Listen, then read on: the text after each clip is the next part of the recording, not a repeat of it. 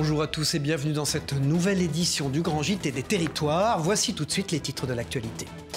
Au sommaire de ce journal, nous reviendrons sur cette semaine du Salon de l'agriculture et les revendications des agriculteurs. Malgré les annonces du gouvernement fin janvier, les tensions perdurent un mois après les premiers blocages sur les autoroutes. Nous y reviendrons avec notre partenaire de TV78. Et puis nous parlerons de la problématique des déserts médicaux, toujours présents en dépit des initiatives nationales et locales.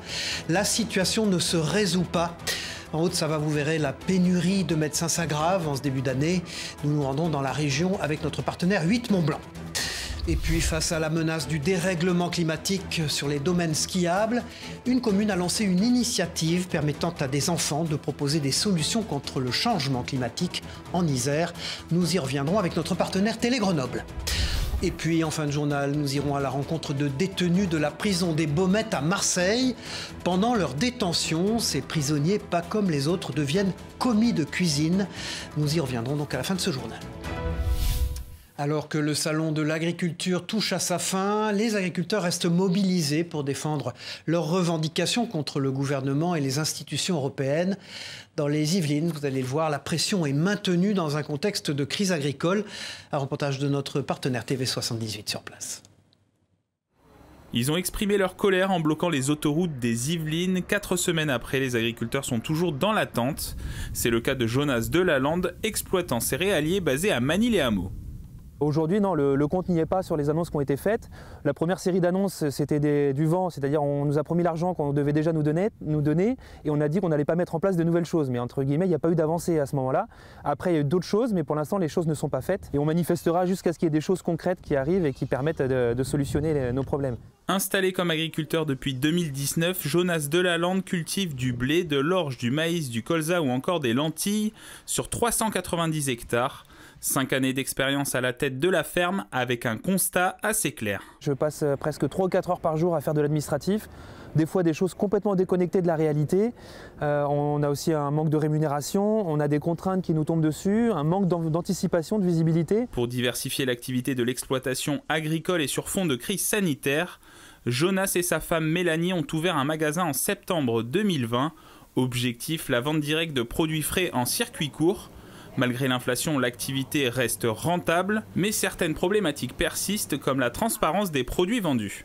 J'ai eu l'exemple il y a encore pas longtemps de commander des saucissons d'une marque que je ne citerai pas, qui me vendait des authentiques saucissons d'Auvergne, sauf que j'ai eu la mauvaise surprise en les recevant de regarder dès l'étiquette en voyant écrit porc UE, donc forcément du porc pas français, on connaît rien de l'élevage, on ne sait pas non plus comment sont ces produits. Du côté de Montfort-l'Amaury, Olivier Coupry cultive plusieurs types de céréales.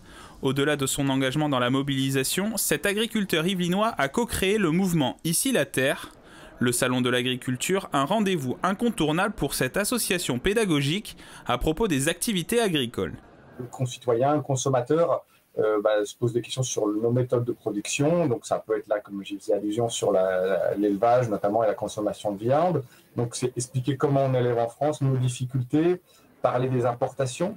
Le consommateur soit sensible à l'agriculture française, pas uniquement pendant ces 10 jours de Salon de l'agriculture, mais pendant toute l'année. Et puis, parmi les différentes filières agricoles, le bio connaît un fort ralentissement après des années de croissance. De nombreux agriculteurs convertis à ce bio cherchent à faire marche arrière, mais des contraintes financières les en empêchent, comme pour cet exploitant agricole en Gironde. Écoutons son témoignage au micro d'Océane Archambault pour notre partenaire TV7, la chaîne du groupe Sud-Ouest. Oh, tous les jours, c'est différent.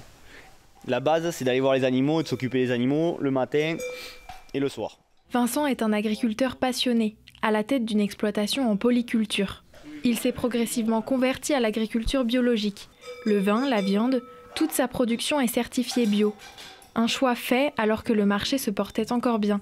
Moi, j'étais en agriculture de conservation des sols, donc déjà, il y avait une petite démarche, mais j'étais pas encore mûr pour passer en agriculture biologique. J'y suis passé par intérêt économique. Sa conversion à l'agriculture biologique a été facilitée par les aides de la PAC, la politique agricole commune. Mais aujourd'hui, produire bio ne rapporte plus. En un an, le marché a reculé de 2,7%. L'agriculture biologique, c'est pas une mauvaise idée en soi pour l'environnement et tout ça. Le problème, c'est que l'agriculteur, il s'en sort pas mieux. Donc, à choisir, il vaut mieux avoir un petit peu de synthèse et puis se libérer du temps. En 2021, 25% des exploitants décidaient d'arrêter l'agriculture bio, 37% l'année suivante. Vendre sa viande en conventionnel, c'est la seule solution qu'a trouvé Vincent pour écouler sa production. Pour survivre, l'agriculteur doit arrêter le bio. Il n'y a pas de marché. Donc la production, il faut quand même qu'on la vende. Enfin, on a des charges fixes, il faut qu'on écoule la production. Donc le seul moyen qu'on a de l'écouler, c'est la filière conventionnelle. Qui ne va pas payer un produit plus cher parce qu'il est bio, alors qu'elle va le revendre elle en conventionnel. Pour ça, Vincent va devoir mettre la main à la poche. Mettre fin à sa certification bio pendant sa période d'engagement de 5 ans, c'est se priver d'une partie des aides de la PAC. Inenvisageable pour l'agriculteur, dont les comptes sont déjà dans le rouge. Je veux dire, quand on se noie dans le boulot, quand on ouvre les yeux, des fois, quand on fait le bilan, on se dit pourquoi rester là, quoi. Et il y en a qui passent à l'acte. Et puis, comme ça, quoi. Tant qu'il le pourra, Vincent va continuer à se battre. Première mesure à prendre selon lui, interdire l'importation des produits ne respectant pas les normes imposées en France. En France, près d'une commune sur 3 est concernée par les déserts médicaux. Une situation à laquelle la Haute-Savoie n'échappe pas. Dans la commune limitrophe de Gaillard, le problème est compliqué à résoudre malgré les efforts de la mairie, comme l'a constaté Fanny Savard dans ce reportage de 8 Mont-Blanc. Regardez. Un cabinet moderne et opérationnel, pourtant vide depuis décembre dernier. La maison de santé pluriprofessionnelle de Gaillard a vu son médecin généraliste partir à la retraite et cherche désespérément un remplaçant. Pour l'association qui gère l'établissement, il y a urgence. On fait ce qui est en notre pouvoir et ce qui est de notre ressort pour attirer un médecin généraliste, lui donner envie de s'installer avec nous. Ce qui est de notre ressort, c'est l'aménagement des locaux, c'est l'aménagement de son local à lui. Donc là, on a un bureau qui n'attend qu'un médecin. Malheureusement, ça ne suffit pas. Pour attirer des jeunes praticiens, la structure créée en 2015 a entrepris des travaux de modernisation. Cet espace de repos réservé aux professionnels de la maison de santé a été entièrement repensé. La commune frontalière compte 11 000 habitants, contraint aujourd'hui de trouver des alternatives pour se soigner.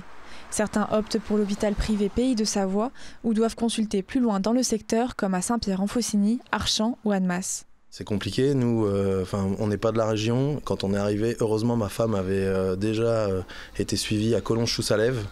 Et en fait, c'est comme ça que moi, j'ai réussi à rentrer. Sinon, c'était impossible d'avoir un médecin traitant. Malgré plusieurs candidatures, aucune n'a finalement donné suite. L'appel de la Suisse et le fait de devoir porter la patientèle à bout de bras pourraient être des freins au recrutement. La mairie de Gaillard envisage désormais de nouvelles solutions. Avec Annemasse Aglo, on est en train de réfléchir au salariat de médecins via des centres de santé. Ça, je pense que ça peut marcher, de réussir à construire ça. Mais attirer des médecins libéraux en se posant la question de les loger, de mettre du secrétariat et autres, je pense qu'aujourd'hui, nous, en tout cas, on est trop détériorés dans l'offre pour réussir à ce que ça fonctionne. En plus des médecins généralistes, l'établissement gaillardin peine également à recruter des sages-femmes, des nutritionnistes et des infirmières. Et puis, si l'une des solutions contre les déserts médicaux était la prise en charge à distance, à Épinal, cet opticien a investi dans une table connectée permettant de réaliser un bilan visuel complet analysé par un ophtalmologue. Je vous propose de regarder ce reportage de notre partenaire Vosges Télévision. À première vue, on se croirait dans le cabinet d'un ophtalmologue, mais le médecin se trouve loin, hors des Vosges. En fait, nous sommes dans l'arrière-boutique d'un opticien à Épinal qui récemment s'est équipé d'une machine de téléconsultation avec une table d'examen connectée et pilotée à distance. Cette patiente peut ainsi réaliser un bilan visuel complet, guidé par visio par une orthoptiste, qui transmet ensuite ses données aux spécialistes pour la délivrance d'une ordonnance, validée par l'assurance maladie et les mutuelles. Vraiment partir du principe que c'est un vrai rendez-vous d'ophtalmo, mais qui est fait dans le magasin. C'est-à-dire que tout ce qui est fond d'œil, pression intra-oculaire, donc pression de l'œil, les machines que vous avez pu voir tout à l'heure, tout ça permet de diagnostiquer ce type de maladie comme un vrai cabinet d'ophtalmologiste. L'opticien a tout de même investi 164 000 € dans cette machine de haute technologie, auquel s'ajoute le coût des plages de consultation portées à 40 créneaux mensuels pour répondre à la demande. Carole, venue d'un village voisin, a obtenu un rendez-vous en quelques jours. J'ai du mal à avoir des rendez-vous ophtalmo. Il faut compter presque un an. Donc, quand j'ai su que Cyril avait les machines et je pouvais avoir une téléconsultation, j'ai demandé et j'ai eu le rendez-vous en 15 jours. C'est une machine que moi, j'ai pas le droit de toucher, j'ai pas le droit de l'exploiter. C'est l'ophtalmo qui est de l'autre côté, l'optométriste, qui eux ont les compétences et ont le droit de l'exploiter. Une téléconsultation à laquelle assistait le président vosgien et national des maires ruraux. Les Vosges font en effet partie des départements considérés comme un désert médical ophtalmologique. Et cette téléconsultation pourrait bien pallier le manque cruel de spécialistes. Ce qui est important, c'est qu'il y ait des réponses localement. Et s'il y a une réponse sur Épinal, ça peut une réponse supplémentaire par rapport à ceux qui sont installés, mais qui sont saturés, ça peut être vraiment très intéressant. Il y a tout de même quelques restrictions pour bénéficier d'une téléconsultation ophtalmologique. Ne pas avoir moins de 16 ans ou plus de 71 ans. Pour l'heure, il n'existe que 3 ou 4 tables connectées dans le département. Autre chose, alors que le dérèglement climatique menace les domaines skiables, le chien de traîneau n'est pas épargné lui non plus. Pour résoudre ce problème, cette commune de l'Isère met à contribution les plus jeunes grâce à une convention citoyenne. Quoi de mieux que d'écouter la voix de ceux qui seront au premier plan de ces phénomènes climatiques. C'est un reportage de Mirko Pecci pour notre partenaire Télé Grenoble. Caresses, câlins et tendresse dans la commune de La Morte. Entre le Taillefer et le Grand Cerf, 16 enfants du collège Nelson Mandela de Pont-de-Claix ont découvert la montagne en chien de traîneau. Derrière cette activité se cache un engagement citoyen. Pendant une année scolaire, ces collégiens vont se réunir et trouver des solutions pour faire face au changement climatique. L'idée, c'est de faire réfléchir les jeunes sur quelles actions, quelles propositions ils pourraient faire aux élus de la commune pour rendre notre commune plus écologique. Voilà, et je crois que ce qui se dessine, mais à voir, c'est eux qui ont les cartes en main, c'est qu'ils deviennent un peu messagers autour de sensibilisation pour d'autres publics sur ces questions-là. Au programme, des rencontres, des échanges et 2 séjours en montagne pour découvrir des activités en lien avec la préservation de la nature. On a voulu lancer à la suite de la Convention citoyenne métropolitaine une convention citoyenne jeunesse sur notre commune. On est content de pouvoir initier une démarche qui a peu sur le territoire finalement national. Et l'idée au travers de ce projet, c'est aussi de les amener sur des sujets qui nous concernent au quotidien. On le voit avec le bouleversement climatique, avec les factures énergétiques, etc. Donc il y a un vrai sujet à ce que tout le monde s'empare de cette cause-là. L'activité du jour est au cœur de la problématique. Comment adapter une activité touchée par le changement climatique? Guillaume Ballion, musher, a trouvé la solution avec le canicart. C'est pas non, il n'y a plus de neige, on est obligé d'annuler. C'est justement, on peut quand même venir voir les chiens, faire une activité. Et ça, c'est vraiment le top pour nous. Nous, l'hiver, c'est le moment clé. Un musher qui a pas trop de neige, il y a 10 ans, on était en disant, oui, il n'y a pas de neige, comment on va payer les croquettes des chiens? Là, non, on arrive quand même à trouver des intermédiaires. En juin, les collégiens iront proposer leurs idées au conseil municipal de Pont-de-Claix. Leur prochain séjour se déroulera à Paris pour visiter l'Assemblée nationale, l'Académie du climat et l'exposition Urgence climatique de la Cité des sciences et de l'industrie. Voilà, et puis nous recevions l'ex-premier ministre Alain Juppé dans notre émission politique Face au territoire, en collaboration avec Ouest France, Nice Matin, France Antilles, Le Point et 20 minutes. Désormais membre du Conseil constitutionnel, nous l'avons interrogé sur l'état de la démocratie dans notre pays. Je vous propose de l'écouter, c'était sur TV5 Monde. On entend de plus en plus que notre démocratie est en danger.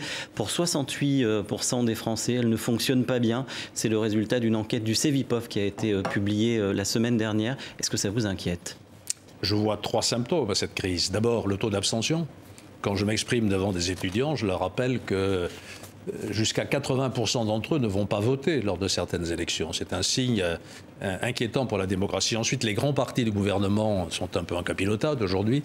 Et enfin, ça paraît aussi dans le sondage que vous citiez ou dans l'enquête que vous citiez, l'image des hommes politiques est absolument détestable. Ils paraissent tous comme incompétents. Il faut donc revivifier notre démocratie représentative en y mettant une dose supplémentaire de démocratie participative, puisque c'est cela qu'attendent nos concitoyens, c'est d'être davantage consultés dans le sondage aussi, ils ont l'impression que les pouvoirs publics ne les écoutent pas. Et puis ce jeudi, c'était le philosophe et écrivain Michel Onfray que nous recevions dans notre émission politique Face au territoire. Un extrait des propos de Michel Onfray sur notre antenne. Emmanuel Macron, que vous critiquez beaucoup, etc., vous l'avez déjà rencontré en tête-à-tête, il vous a invité à un petit déjeuner pour se confronter à vous ou pas? Non, mais il fait même tout ce qu'il faut pour ne pas se confronter à moi. Il a à un moment donné rassemblé des intellectuels, j'ai évidemment pas été invité, mais il a bien raison d'ailleurs, parce que je dirais pas. C'est un personnage. Pourquoi une discussion avec lui serait intéressante pour vous, Il va commencer par me taper l'épaule en me disant « Ah, cher Michel Onfray, je suis très heureux de vous rencontrer, vous allez voir, je ne suis pas l'homme que vous dites, moi j'aime beaucoup, je vous lis, etc. » Non, je ne suis pas de crédibilité aucune. Pour vous. Non, c'est un grand séducteur, mais moi je sais comment fonctionne la séduction de ces gens-là. C'est la séduction des serpents. Donc non, j'ai pas. Peut-être après, quand il ne sera plus président de la République, s'il veut, mais pas pendant. Moi, je n'ai jamais rencontré de chef d'État pendant qu'ils sont chefs d'État.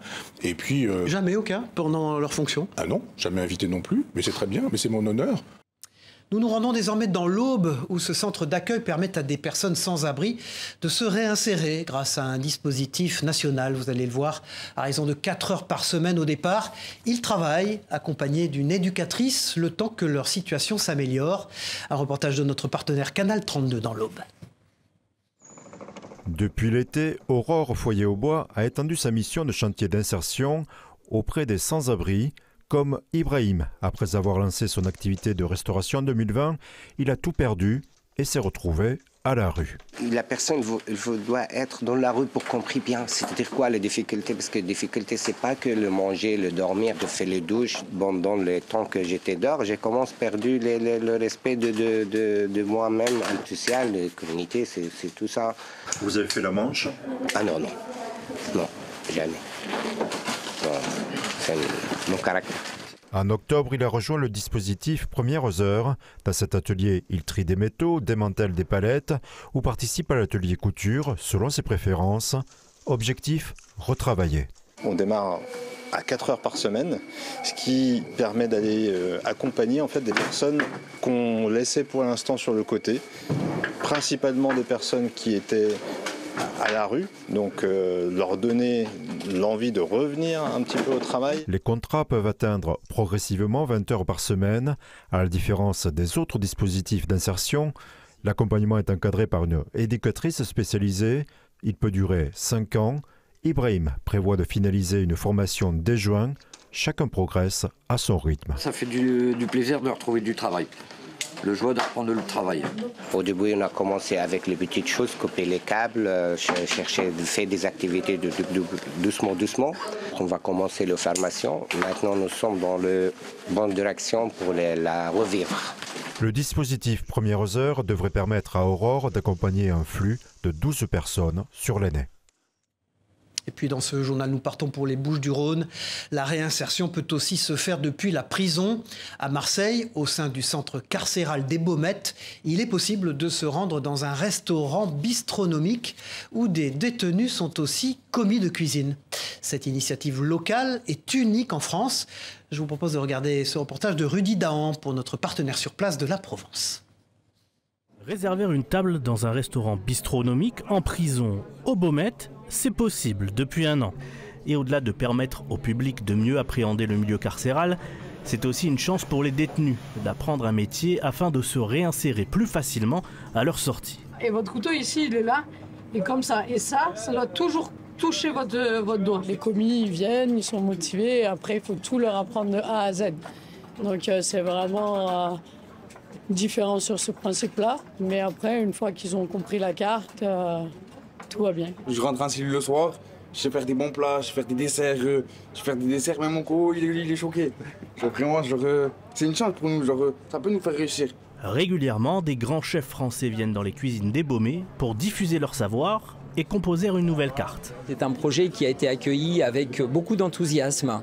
On le voit aujourd'hui, beaucoup de chefs étoilés sont présents pour marquer les 1 an des Baumets.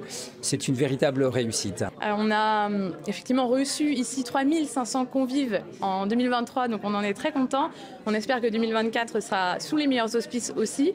Et puis en termes social, qui est notre vocation première, on a accompagné 41 personnes détenues qui sont commises chez nous et 82% des personnes sont sorties en emploi ou en formation à l'issue du parcours chez nous et à l'issue de la détention. Un projet unique en France qui a donné des idées à l'administration pénitentiaire. Fin 2025, un théâtre va voir le jour au Baumette en imitant le même format. Tout à fait autre chose. Nous partons maintenant pour la Martinique où 2 navigateurs partent pour une expédition de 18 mois à la recherche de cétacés. Depuis la mer des Caraïbes, ils remonteront les routes migratoires des baleines jusqu'au Groenland. Tout au long de leur périple, ils accueilleront des scientifiques et des artistes dans l'objectif de réaliser un documentaire. Un reportage de notre partenaire de Via ATV sur place. Aurélie teste son hydrophone dans la baie du Marin. Et actuellement, j'entends le plancton. Ce matériel, qui sert principalement à entendre les cétacés, est l'un de ceux qui l'accompagneront durant toute l'expédition scientifique qu'elle prépare avec Florent.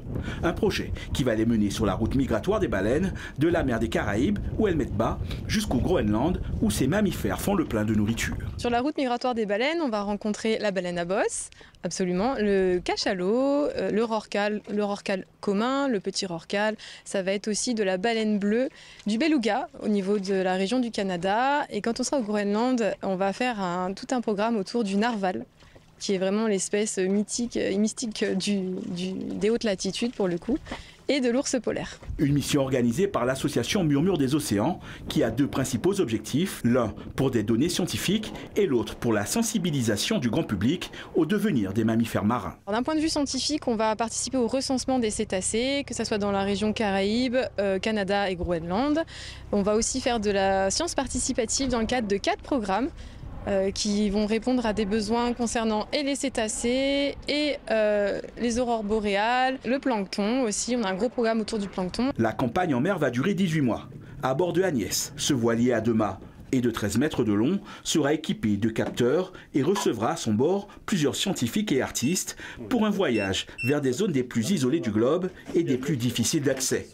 Pour le capitaine du navire, à la fois explorateur et réalisateur de documentaires, les préparatifs doivent être sans faille. L'avantage, c'est que j'ai déjà navigué 1 an dans le Grand Nord. La plus grosse particularité, c'est qu'en fait, là-bas, on n'a pas possibilité d'accéder à du stock, d'accéder à du matériel. Donc en fait, tout ce qui potentiellement peut casser, il faut l'avoir en double. Donc l'anticipation, c'est la préparation du bateau, c'est aussi l'équipage qui va venir sur le bateau, c'est la préparation météo, c'est la préparation de la navigation, il y a beaucoup d'éléments. Agnès et son équipage lèveront l'ancre pour une première étape test au large de Sainte-Lucie avant le véritable départ, une nouvelle fois de la Martinique, pour la route migratoire des baleines. Voilà, nous partons en Corse pour Bastia où une centaine d'étudiants étaient attendus pour participer au concours national de négociation qui s'appelle les Négociales. En partenariat avec une association locale, les étudiants se sont affrontés, accompagnés par un jury de professionnels. L'occasion pour eux de faire valoir leurs compétences et pour les examinateurs de chercher leurs futurs recrues. Écoutons le président de l'association locale au micro d'Angel Ricciardi pour notre partenaire Télépaisé. Je suis commercial de métier depuis plus d'une quinzaine d'années maintenant. J'ai eu la chance de travailler sur différentes régions et en rentrant en région bastiaise, j'ai cherché un endroit où je pouvais échanger avec mes pairs, partager notre quotidien, les outils de prospection, ce qui marche, ce qui ne marche pas. Et c'est quelque chose que je n'ai pas trouvé. Donc je me suis décidé à créer Business in Corsica, qui a 3 objectifs. Le premier qui est de fédérer la force de vente sur l'île. On compte une quarantaine d'adhérents et de sympathisants qui sont des directeurs généraux, des directeurs commerciaux, on a des managers, on a des vendeurs dans des domaines d'activité divers et variés. Il y a 6000 participants en France, 600 qui se rejoignent à la finale et ça consiste à simuler des entretiens de négociation. C'est quelque chose qui est très commun dans les métiers du commerce et les meilleurs d'entre eux partiront donc à la grande finale le mois prochain. Si l'artiste est resté inconnu de son vivant, ses œuvres, lui survivent. Après de longues recherches, les tableaux du peintre limousin Georges Laurent, mort en 2019, sont désormais exposés dans ce musée. Un reportage de Lucie Montibus pour notre partenaire 7 à Limoges. Vous connaissez l'artiste peintre limousin Georges Laurent ? 300 œuvres sur les 10 000 répertoriées sont exposées pour la première fois au musée Cécile Sabourdi à Vic-sur-Breuil en Haute-Vienne. Au début, il y avait une énigme, une espèce d'anomalie sur le plan scientifique. Qui était cet artiste qui en est vraiment un, qui a créé toute sa vie, qui n'a jamais exposé ? On a déplié, on a déployé, on a ouvert des centaines de tiroirs, on a déroulé des dizaines de rouleaux et puis on a laissé un peu l'instinct parler. C'est quelqu'un qui est un grand musicien. Le sens de l'improvisation était important, et improvisation au sens musical. Laurent, c'est un coup de cœur comme il y en a peu. En fait, c'est une découverte. C'est un artiste à côté duquel on ne peut pas passer, parce que d'abord, c'est un artiste limousin qui a produit toute sa vie, de l'âge de 13 ans à 93 ans, sans que ce soit son métier de peindre, de sculpter aussi, mais surtout de peindre, de dessiner. Je ne sais pas si c'était un amateur des Shadocks. Souvent, les personnages ont comme des roulettes, c'est-à-dire que les pieds, les doigts, les ongles deviennent des roulettes. La seule fois où on sait qu'il a exposé, c'était dans un but assez alimentaire, c'était pour récolter des fonds pour s'acheter une voiture, parce qu'il était aussi passionné de voitures. C'est un artiste qu'il faut venir voir en musée parce qu'il y a toute sa place, et c'est quelqu'un qui n'y avait pas été de son propre chef, certainement aussi parce qu'il savait qu'il était à contre-temps, et que je pense aujourd'hui on est mûr pour apprécier Georges Laurent et le comprendre. Donc il faut aller le voir dans les musées où il sera exposé. Voilà, c'est la fin de cette édition. Merci de nous avoir suivis. On se retrouve très vite pour une nouvelle édition du Grand JT des Territoires. Au revoir à tous.